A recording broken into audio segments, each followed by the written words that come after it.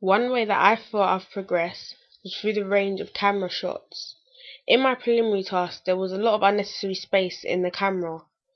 For example, in one shot, the camera wasn't aimed in the middle enough, and this left too much space around Vanessa and Natalie. There were also a lot of posters in the background, which added to making the film look bad. Also, there was a lack of different camera shots, and this was one of the reasons it wasn't as interesting as it could have been.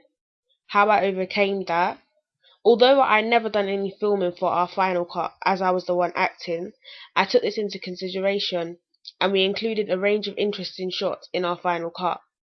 I believe me and the group really wanted to explore our creativity for our audience to maintain interest. Editing with Final Cut Pro is another area that I feel I have strongly progressed in.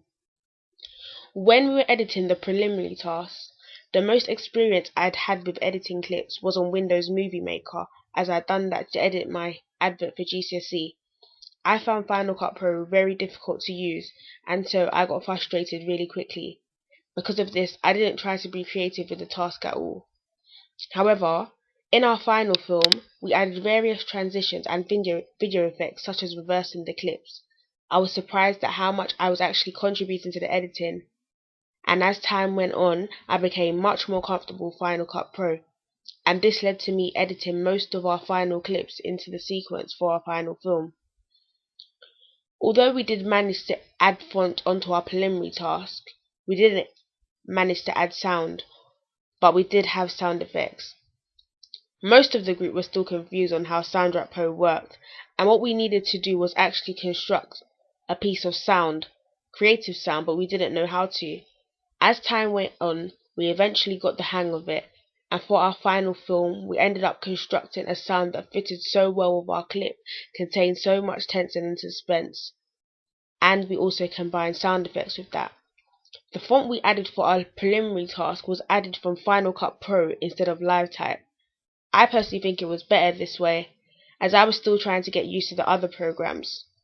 But towards our final film, I began to get the hang of it, and we worked hard to decide what type of font we should use, how long it should last for, etc.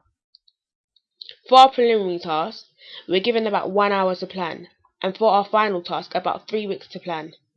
A lot of time was wasted, which resulted in a small amount of time to film. This was one of the things I took into consideration for our final film, as I didn't want to happen again. But then, it ended up that the planning seemed to work well for the preliminary, but not so well for the final film. We experienced a lot of problems as we were changing our storyline many times, which led to losing a lot of time. But when it came down to filming, we really used our time productively.